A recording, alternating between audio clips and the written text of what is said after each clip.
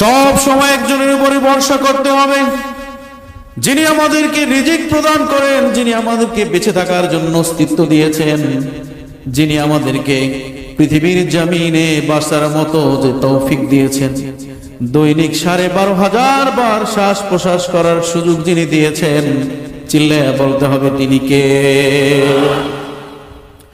তিনি আর কেউ নন, তিনি আমাদের রব, তিনি আমাদের মাবুদ, তিনি আল্লাহ। তিনি পৃথিবীর মধ্যে বাঁচার মতো আমাদেরকে সুযোগ করে দিয়েছেন। একটাবার চিন্তা করলে দেখতে পারবেন আল্লাহ রাব্বুল আলামিন আমাদেরকে মানুষ না বানিয়ে অন্য কোনো প্রাণীও বানাতে পারতো। বলেন ঠিক কিনা? পারতো কি পারতো না? আমাদেরকে বোবা প্রাণী বানাতে পারতো। দেখেন, কুরবানির সময় দেখা যায় বা অন্যান্য সময় দেখবেন, একটা পশুকে, একটা গরু ছাগলকে কি জোর করে তাকে জব করা দেওয়া হয়। বলেন ঠিক কিনা? আমাদেরকে যদি আল্লাহ তাআলা এরকম প্রাণী বানাতো, আমাদেরকে যদি পিঁপড়া বানাতো, আমরা কিছু করতে পারতাম? সুতরাং যেই রব আমাদেরকে মানুষ বানিয়েছেন, আশরাফুল মাখলুকাত বানিয়েছেন, সৃষ্টির সেরা জীব বানিয়েছেন, আমাদের জন্য যিনি রিজিকের ব্যবস্থা করেছেন, আমরা দামি দামি নাজ নিয়ামত খাই, আর দেখবেন বাড়ির পোষা কুকুর, বিড়াল, অন্যান্য প্রাণী কত নিকৃষ্ট শ্রেষ্ঠ খাবার খায়। আল্লাহ তাআলা আমাদেরকে এত নিয়ামত দিয়ে দিয়েছেন, তার প্রতি শুকর আদায় করব কম না বেশি? শুকর আদায় করতে হবে অনেক বেশি। যেই রব আমাদেরকে এত নিয়ামত দিয়েছেন, এত কিছু নিয়ামত দিয়েছেন, বান্দা তুমি কেন একবার চিন্তা করো না? তোমাকে চিন্তা করতেই হবে, ভাবতেই হবে। যখন সময়টা চলে যাবে তখন আর চিন্তা করার সুযোগ থাকবে কি? আমি যে আয়াত তেলাওয়াত করেছি সামান্য একটু ভূমিকা বললাম। আসলে আমাদের মাহফিলের উদ্দেশ্যটা হলো, মূল উদ্দেশ্য, আমাদের প্রধান মেহমান আসবেন, তিনি আপনাদেরকে নসিহত করবেন। তার আগে আমি বলি, মূল উদ্দেশ্যটা হচ্ছে এই সমাজে বর্তমানে যে অবস্থা চলতেছে, আমি মনে করি প্রতিটি আলেমদেরকে যখন তারা মাহফিলের ময়দানে উঠবে এই সমস্যা নিয়ে কথা বলা, এটাই হচ্ছে বড় ওয়াজ। বলেন ঠিক কিনা? আজকের সমাজ নেশাখোরদের আস্তানায় পরিণত হয়েছে। বলেন ঠিক কিনা? আজকের সমাজ অত্যাচারদের ধ্বংসলীলায় পরিণত হয়েছে। বলেন ঠিক কিনা? আজকের সমাজ এমন অবস্থা হয়েছে, সন্তান বাবার কথা শুনে না, সন্তান মায়ের কথা শুনে না। বলেন ঠিক কিনা? আছে না নাই? স্বামী স্ত্রীর কথা শুনে না, স্ত্রীও স্বামীকে সম্মান করে না, আবার ঘরের পুত্রবধূ তার শাশুড়িকে সম্মান করে না, শাশুড়ির কথা শুনে না, শাশুড়িও আবার পুত্রবধূকে ভালোবাসে না। আছে না নাই? কথা বললেন, আছে না নাই? এই সমাজে যেই সমস্যাগুলো রয়েছে, এই সমস্যাগুলো নিয়ে আগে কথা বলতে হবে। এটা হচ্ছে সবচেয়ে বড় মাহফিল। বলেন ঠিক কিনা? সারা রাত যদি বয়ান করে যাই, একজন নেশাখোর যদি এই নেশা থেকে ফিরে এসে এরকম যুব সমাজের মতো তাফসীরুল কোরআন মাহফিলে এসে টাকা দেয়, তাফসীরুল কোরআন মাহফিলের আয়োজন করে, 5 ওয়াক্ত নামাজ পড়ে, দাড়ি টুপি পাঞ্জাবি পরে, সমাজের মানুষকে ভক্তি শ্রদ্ধা করে, মুরব্বীদেরকে সম্মান করে, বাবা মায়ের কথা শুনে, এইটা হচ্ছে সবচেয়ে বড় ওয়াজ। বলেন ঠিক কিনা? আজকে বড় বড় দাড়িওয়ালা, টুপিওয়ালা, পাঞ্জাবিওয়ালা মানুষ, আমি তাফসীর করব না, কারণ আমার এলাকায়, আমার গ্রামে যে সমস্যাগুলো আছে সেগুলো নিয়ে আগে কথা বলতে হবে, তারপরে তাফসীর হবে। বলেন ঠিক কিনা? মেহমানরা আসবে, তারা তাফসীর করবে। আজকে আমরা জানি স্বামীর প্রতি স্ত্রীর যেমন হক রয়েছে, আবার স্ত্রীর প্রতিও স্বামীর তেমন হক রয়েছে। বলেন ঠিক কিনা? ভাইয়ের প্রতি আর এক ভাইয়ের যেমন হক রয়েছে, আবার বড় ভাইয়েরও ছোট ভাইয়েরও তেমনি হক রয়েছে। সন্তানের যেমন পিতামাতার প্রতি হক রয়েছে, আবার পিতামাতারও সন্তানের প্রতি হক রয়েছে। ইমাম সাহেবের যেমন মুয়াজ্জিনের প্রতি হক রয়েছে, মুসল্লিদের প্রতি হক রয়েছে, আবার মুসল্লিদেরও মুয়াজ্জিন সাহেবের, ইমাম সাহেবের প্রতি হক রয়েছে। বলেন ঠিক কিনা?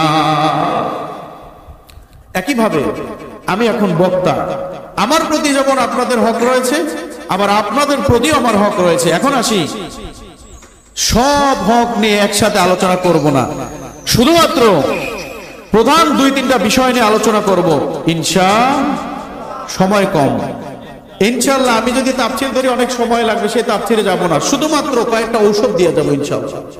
শুনে রাখুন, আমি যে আয়াত তেলাওয়াত করেছি সেখানেও যাব অল্প সময় নিয়ে, কিন্তু আমি বলতে চাই আজকের সমাজে অনেক বাবা মা প্রশ্ন করে, হুজুর আমার ছেলে আমার মেয়ে আমার কথা শুনে না, বলেন ঠিক কিনা? বাবা মসজিদে যায়, রাত ভরে তাহাজ্জুদ নামাজ পড়ে, হজ করেছে কয়েকবার, গ্রামে অত্যন্ত গণ্যমান্য ব্যক্তি, মুরব্বী মানুষ, ভালো মানুষ, কিন্তু ছেলে কিন্তু মেয়ে নামাজ পড়ে না, অশ্লীলতায় নিমজ্জিত থাকে, রাত ভরে মোবাইল চালায়, চ্যাটিং করে, অথচ পর্দা করে না। বাবা অনেক পরহেজগার মানুষ, আছে না নাই? আচ্ছা, এইবার আসেন, অনেকে বলতে পারে যে আমার ছেলে মেয়ে তো আমার কথা শোনে না, এখন কি করা যায়? আমি এই বিষয়টাই আলোচনা করব। দেখেন, আমি একটা জিনিস স্পষ্ট বুঝি, এই সমাজ থেকে যদি আপনি পর্দাকে ঠিক করতে চান, এই সমাজ থেকে যদি প্রতিটা সন্তানকে নেশা থেকে ফিরাতে চান, এই সমাজ থেকে যদি মোবাইল নামক যে একটা ভাইরাস আমাদের সমাজে ঢুকেছে, পাড়ায় মহল্লায় চিপায় চাপায় যেখানে যাবেন দেখবেন খালি এরকম এরকম এরকম করে, আসে না নাই? কথা বলেন। আমাদের গাবুয়া কম যদিও, কিন্তু অন্যান্য জায়গায় দেখছি, আমি অনেক জায়গায় দেখছি রাস্তার কোনায় এই ছেলেদের জন্য হাঁটা যায় না, আছে না নাই? আপনারা খুশি হবেন, এইখানে অন্তত 15 থেকে 20টা ছেলে দীর্ঘ 1 সপ্তাহ এই মাহফিলের জন্য শ্রম দিয়েছে, আলহামদুলিল্লাহ বলেন।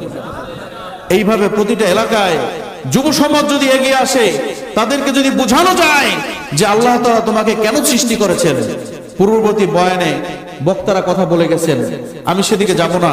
আমি শুধু বলতে চাই, আপনার সন্তানের প্রতি 5টা দায়িত্ব পালন করুন, আপনার সন্তান আপনার জন্য 5টা দায়িত্ব পালন করবে, বলেন ঠিক কিনা? সন্তানের প্রতি প্রথম দায়িত্ব হচ্ছে, সন্তান যখন ভূমিষ্ঠ হবে, ভূমিষ্ঠ হওয়ার পরে বাবা মার জন্য প্রথম দায়িত্ব হলো, সন্তান যখন পৃথিবীতে আসবে তখন সন্তানের জন্য প্রথম দায়িত্ব আছে তার সুন্দর একটা নাম রাখা। আলোচনাগুলো মাথায় রেখেন, কি বলতেছি বাবা মাথায় রেখেন।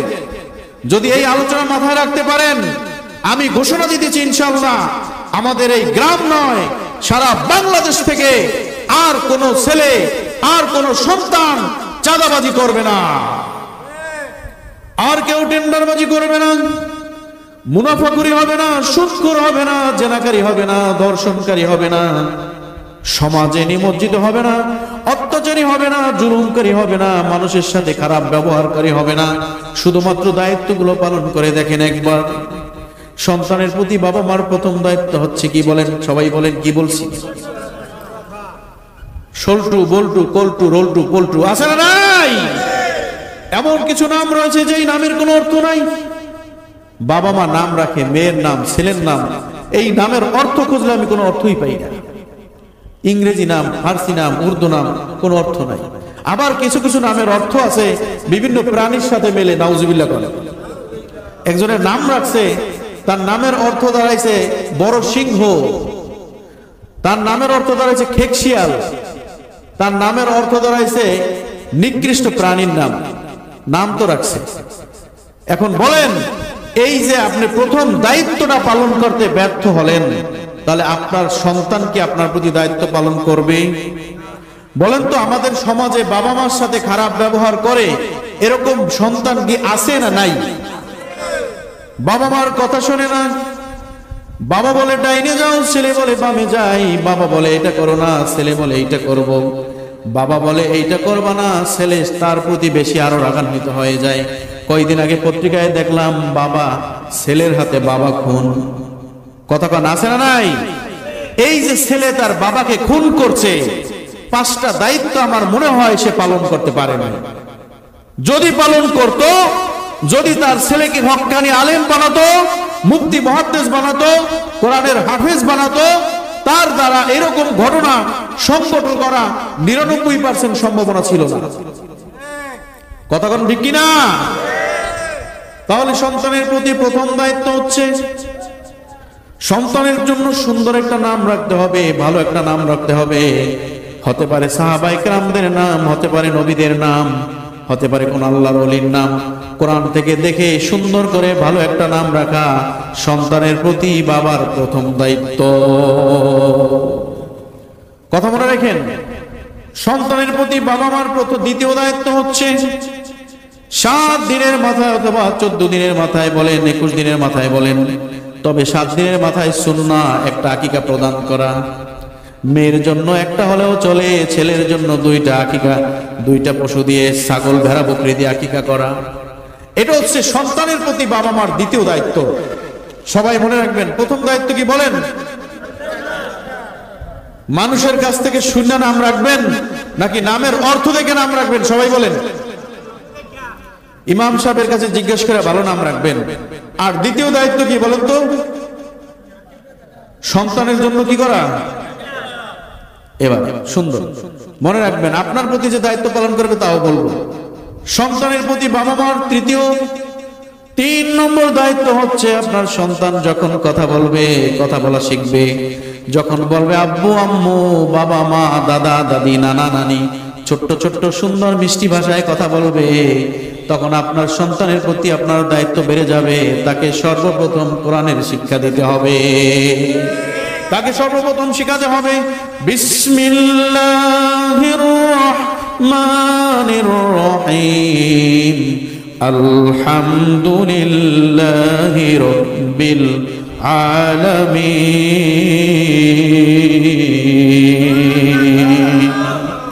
সন্তানকে শিখান আর রহমানির রহিম। সন্তানকে অর্থটা বুঝিয়ে দেন। ও বাবা, আমার মা শোনো, আলহামদুলিল্লাহি রাব্বিল আলামিন, সমস্ত প্রশংসা আল্লাহর জন্য, যিনি পৃথিবী সৃষ্টি করেছেন, আসমান জমিন সৃষ্টি করেছেন, তোমাকে আমাকে বাঁচায় রাখতেছেন, তোমাকে আমাকে খাবার দিচ্ছেন, তোমাকে আমাকে সব কিছু থেকে নিয়ামত দিচ্ছেন। তিনি আমার মালিক, তিনি আমার আল্লাহ। তার প্রশংসা করো, তার গুণগান করো। বাবা, আল্লাহ ছাড়া আর কারো প্রশংসা করা যায় না। তাকে শিক্ষা দাও রহমানির রহিম, তিনি পরম দয়ালু দয়াময়। আল্লাহ ব্যতীত পৃথিবীর জমিনে আর কেউ এরকম দয়ালু হতে পারে না। কারণ আল্লাহ বললেন, পৃথিবীর সমস্ত ভালোবাসাকে আমি আল্লাহ 100 টুকরা করে মাত্র 1 টুকরা পৃথিবীর সবার মধ্যে ছড়াইয়ে দিয়েছি, আর 99 টুকরা আমি আল্লাহর কাছে রেখে দিয়েছি। এই 1 টুকরা ভালোবাসার কারণে সন্তান, বাবা সন্তানকে কত ভালোবাসে, 1 টুকরা ভালোবাসার কারণে। আজকে যদি আপনাকে একটা খাবার দেয়, একটা মিষ্টির প্যাকেট দেয়, বাসায় যদি ছোট্ট সন্তান থাকে, তার জন্য নিয়ে যাবেন কিনা? কথা বলেন, নেবেন কিনা? কত ভালোবাসা। অথচ আল্লাহ বললেন 100 টুকরার মধ্যে 1 টুকরা ভালোবাসা দিয়েছি মাত্র, আর দেই নাই। এই 1 টুকরা ভালোবাসার জন্য বাবা সন্তানকে ভালোবাসে পাগলের মতো, সন্তান বাবাকেও ভালোবাসে পাগলের মতো। অথচ আমি আল্লাহ এত ভালোবাসা দিয়েছি। দেখো 1 টুকরা ভালোবাসার কত পাওয়ার। এই কথা সন্তানকে বোঝাতে হবে। সন্তানকে বোঝাতে হবে মালিক ইয়াউমিদ্দিন, বিচার দিবসের একমাত্র মালিক হচ্ছেন কে? সন্তানকে এই কথা শিক্ষা দিতে হবে। সন্তানকে বলতে হবে, বাবা বলো বিসমিল্লাহির রহমানির রহিম, কুল হুয়াল্লাহু আহাদ, আল্লাহুস সামাদ, লাম ইয়ালিদ ওয়া লাম ইউলাদ ওয়ালাম ইয়াকুল লাহু কুফুয়ান আহাদ। আল্লাহু আকবার। সন্তানকে শিখাও কুল হুয়াল্লাহু আহাদ। সন্তানকে শিখাও আল্লাহ এক, আল্লাহ ব্যতীত কোনো মাবুদ নাই। আল্লাহুস সামাদ, তিনি অমুখাপেক্ষী, তার কোনো কিছুর অভাব নাই। লাম ইয়ালিদ ওয়া লাম ইউলাদ, তিনি কারো থেকে জন্ম নেন নাই, আবার কাউকে জন্ম দেন নাই। তিনি সারা পৃথিবীর যত ক্ষমতা দেখো, সমস্ত ক্ষমতার একমাত্র উৎস, একমাত্র মালিক হচ্ছেন আল্লাহ। সন্তান যখন এই শিক্ষাগুলো পাবে, সন্তান তোমার মালিক সম্পর্কে বুঝতে পারবে। সন্তান হাঁটতে বসতে উঠতে যেখানে যাবে, এই ছোট্ট শিশু তার মুখ থেকে বলবে কুল হুয়াল্লাহু আহাদ, মুখ থেকে বলবে বিসমিল্লাহির রহমানির রহিম, মুখ থেকে বলবে আলহামদুলিল্লাহি রাব্বিল আলামিন। দেখবা তুমি যখন নামাজের সিজদায় যাও, তোমার সন্তানও তোমার পিছনে গিয়ে সিজদা দিয়েছে। বলেন ঠিক কিনা? আমাদের দেশে কিছু হতভাগা মানুষ আছে, কিছু কপাল পোড়া মানুষ আছে, দেখবেন সন্ধ্যার সময় টিভিটা ছাইরা রইছে, আছে না নাই? ওই ছোট্ট বাচ্চাও চাই বেশি টিভির দিকে। কথা বলেন না কেন? নামাজ নাই, ঘরের মধ্যে চলতেছে নাচ গান, সন্তানও ওই নাচ গানের দিকে তাকাই রয়েছে। বলে ঠিক কিনা? মা যা করে সন্তানও তাই করে। আচ্ছা, কয়টা হক বললাম সন্তানের প্রতি বলেন তো? মুখস্থ করে যাবেন। আমি আগেই বলছি এটা আমার এলাকা, আমি এখানে তাফসীর করব না। আমি এখানে গুরুত্বপূর্ণ কিছু সমস্যার কথা বলবো, যে সমস্যাগুলো যদি মানতে পারেন, আপনার স্ত্রীর পেট থেকে আবার দ্বিতীয়বার আব্দুল কাদের জিলানী জন্মগ্রহণ করতে পারে। আপনার স্ত্রীর গর্ভ থেকে আবার আল্লাহর ওলি বের হবে, আবার চরমনায়ের মরহুম পীর সাহেবের মতো ফজলুল করিম বের হবে, বলেন ঠিক কিনা? আবার সারসিনার আবু সালেহ বের হবে, আবার কায়েদ সাহেবের মতো বড় আল্লাহর ওলি আপনার স্ত্রীর পেট থেকে বের হয়ে যাবে। কয়টা হক বললাম? তিনটা হয়ে গেছে। চতুর্থ হকটা কি? চতুর্থ হক কি? এবার যখন সন্তান আরো বড় হচ্ছে, সন্তানকে প্রাথমিক শিক্ষাটা আপনাকে দিতে হবে। প্রাথমিক শিক্ষা তো বললাম, আলিফ বা শিখাবেন, জোড়া শব্দ শিখাবেন, সূরা ফাতিহা, সূরা কাউসার 10টা সূরা শিখাবেন, দোয়া কালাম শিখাবেন, পারলে হুজুরের কাছে পাঠাবেন, শিক্ষা দিবেন।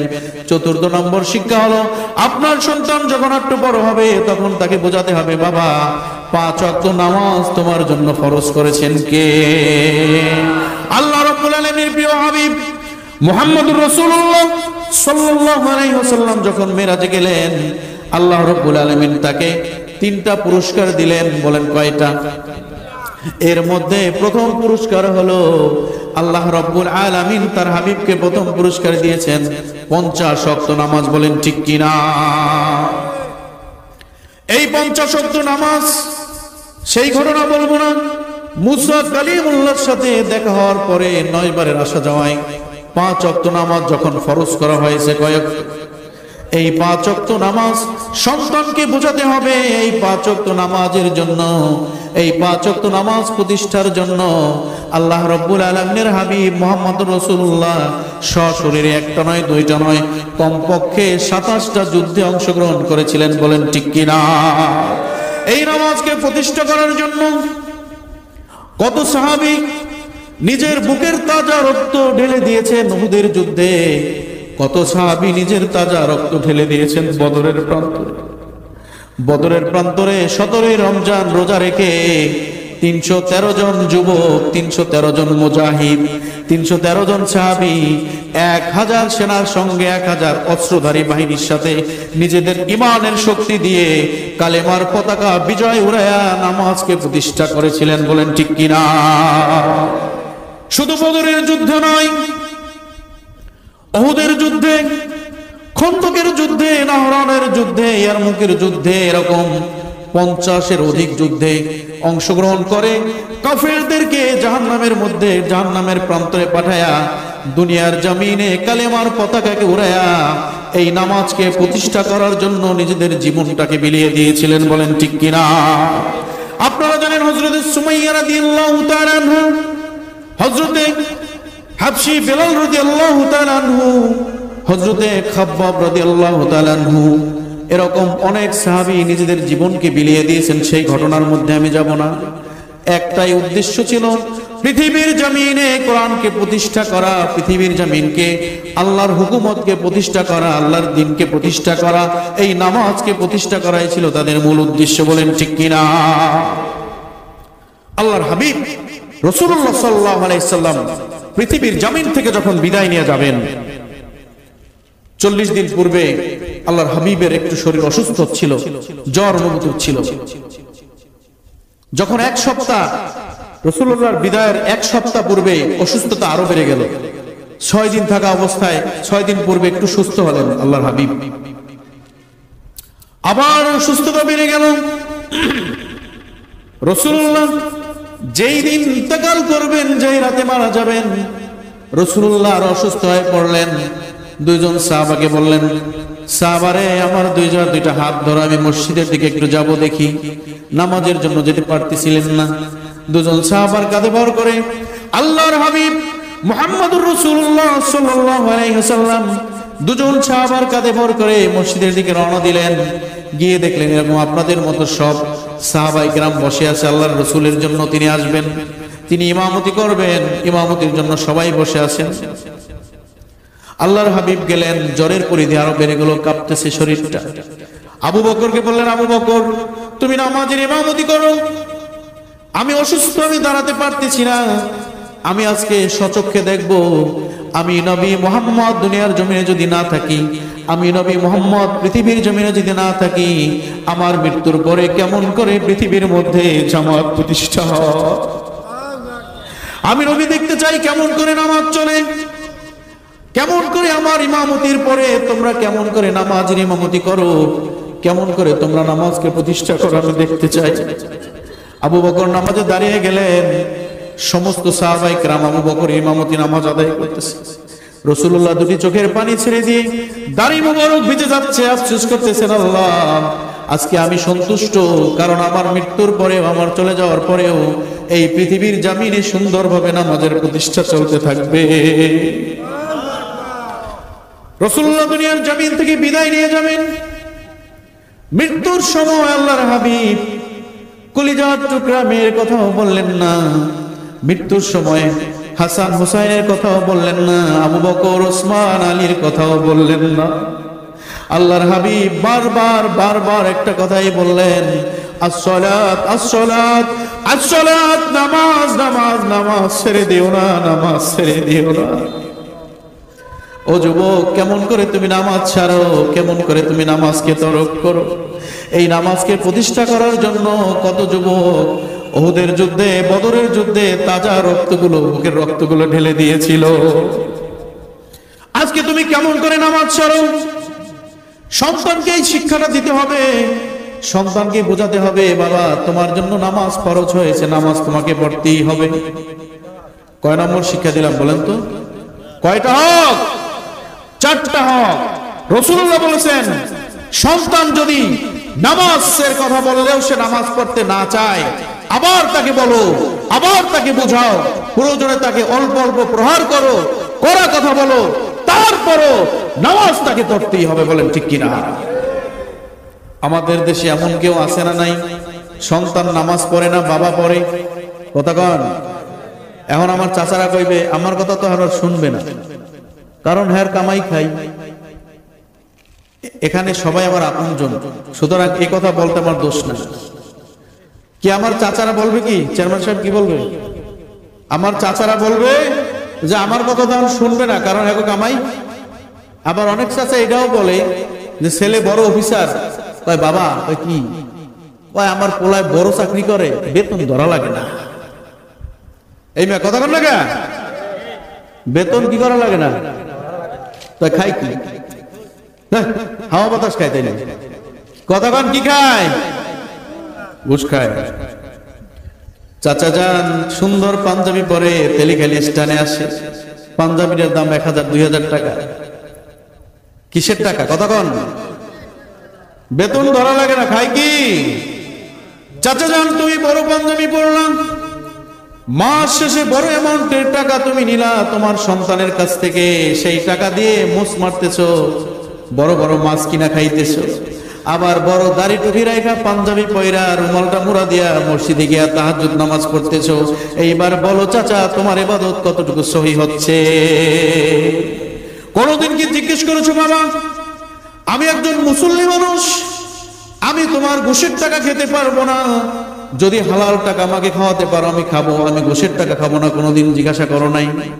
সন্তানকে কোনোদিন বলো নাই? আরো গর্ব করে বলো, আমার পোলার কি লাগে না, বেতন ধরা। এই শুনেন, আমাদের এলাকায় কিন্তু এবার এগুলো নাই। আমার গাবো এই ধরনের লোক নাই, আমি বলতে পারি নাই। আমাদের গাবো এই ধরনের লোক, মাস্টার যেই পোলায় বেশি টাকা দিতে পারে ওই পোলার গুণগান চাচার কাছে সবচাইতে বেশি। যেই ছেলে বেশি টাকা দেয় তার স্ত্রীও শ্বশুর শাশুড়ির কাছে বেশি ভালো। কথা কয় না? আর যেই পোলা কোম্পানির চাকরি করে 10,000 টাকা বেতন পায়, সারাদিন রোদে খাটে, একটা টাকাও হারাম নাই, 1000 টাকা দিতে পারে, 2000 টাকা দিতে পারে, ওই পোলা কি বেয়াদব? ওই পোলা ভালো না। ওই পোলার শ্বশুর শাশুড়ি আসলে খেদমত হয় না, ওই পোলার স্ত্রীকে দিয়া বাড়ির কাজ সব করানো হয়। বলেন ঠিক কিনা? আমার বাবাজি গো আজকে মলম দিয়া যাবো, অসুবিধা নাই, আমি তো আর বলাই যাবো না, আমার ধরলে অসুবিধা হইবে না, কিন্তু দূরের বক্তারা এগুলো বললে এখন অসুবিধা আছে। রাস্তা দিয়ে আমার বাবা চাচারাও ধরতে পারে, এই না দাঁড়ান, এইসব কথা কয়ে গেছেন। এই মলম দেব, ওষুধ একটু পরে সুস্থ হয়ে যাবে, কথা কন। আজকে থেকে এরাদা করতে হবে, ঘুষখোর যারা রয়েছে তাদের সাথে মুমিনের কোন সম্পর্ক থাকতে পারে, সুদখোরের সাথে মুমিনের কোন সম্পর্ক থাকতে, চাঁদাবাজ, টেন্ডারবাজ, জুলুমকারীর সাথে মুমিনের কোন সম্পর্ক। আল্লাহ রাব্বুল আলামিন বলেন, হুদাল লিল মুত্তাকিন আল্লাযীনা ইউমিনুনা বিল গায়বি ওয়া ইউকিমুনাস সালাতা ওয়া মিম্মা রাযাকনাহুম ইউনফিকুন ওয়াল্লাযীনা ইউমিনুনা বিমা উনজিলা ইলাইকা وما أنزل من قبلك وبالآخرة هم يوقنون أولئك على هدى من ربهم وأولئك هم المفلحون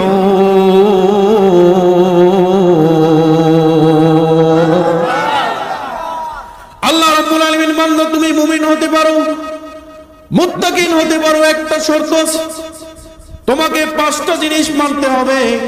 এই 5টা জিনিস যদি তুমি মানতে পারো, তোমাকে মুত্তাকিন ঘোষণা করে দেওয়া হবে, মুমিন ঘোষণা করে দেওয়া হবে। আলহামদুলিল্লাহ বলে আল্লাহ বললেন, প্রথম কাজটা হচ্ছে মুমিন ব্যক্তি, মুত্তাকিন ব্যক্তি পৃথিবীর যতগুলো ঝামেলা আছে, যত সমস্যা আছে, সব সমস্যা থেকে নিজেকে হেফাজত রাখবে। বলেন ঠিক কিনা?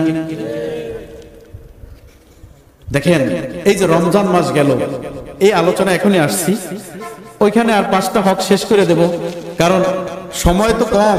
আমি যেখানে তাফসীর করি 1.5-2 ঘন্টা সময় নেই, কারণ প্রধান মেহমান হিসেবে রাখা, অনেক জায়গায় বিশেষ মেহমান রাখা। আমি আগেই বলি সময় না দিলে তাফসীর করবো না, কিন্তু আজকে আগেই বলছি তাফসীর করব না। আজকে আমার বাবাদের উদ্দেশ্যে আমি কিছু কথা বলবো, যেন ঈমান নিয়ে মৃত্যুবরণ করতে পারে। বলেন ঠিক কিনা? আচ্ছা, আমাদের দেশে বাইং মাছ তো চেনেন আপনারা? বলেন তো, বাইং মাছ কারা কারা ধরছেন? হাততেই দেখেন। বাইং মাছের গায়ে কাদা থাকে, কেমন কাদা থাকে না? অথচ তার জীবনটা কাটে কোথায়? বাইং মাছের জীবন কাদার মধ্যে কাটে, পচা নর্দমার মধ্যে কাটে, তারপরও তার শরীরে কাদা থাকে না। বলেন ঠিক কিনা? আল্লাহ রাব্বুল আলামিন বললেন, বান্দা তোমাকে আমি একটা মাস রোজা দিয়েছি, কিসের জন্য তুমি কি জানো? তোমাকে রমজান মাস কেন দিয়েছি? আল্লাহ বললেন, ইয়া আইয়ুহাল্লাযীনা আমানু কুতিবা আলাইকুমুস সিয়ামু কামা কুতিবা আলাল্লাযীনা মিন ক্বাবলিকুম লাআল্লাকুম তাত্তাকুন। আল্লাহ রাব্বুল আলামিন বললেন, বান্দা তোমাকে মুত্তাকি হওয়ার একটা সুযোগ দিয়েছি। তুমি এই মাহে রমজান মাস পাইলে মুত্তাকিন হতে পারবা, তাকওয়া অর্জন করতে পারবা। কেমন করে তাকওয়া অর্জন করতে পারো?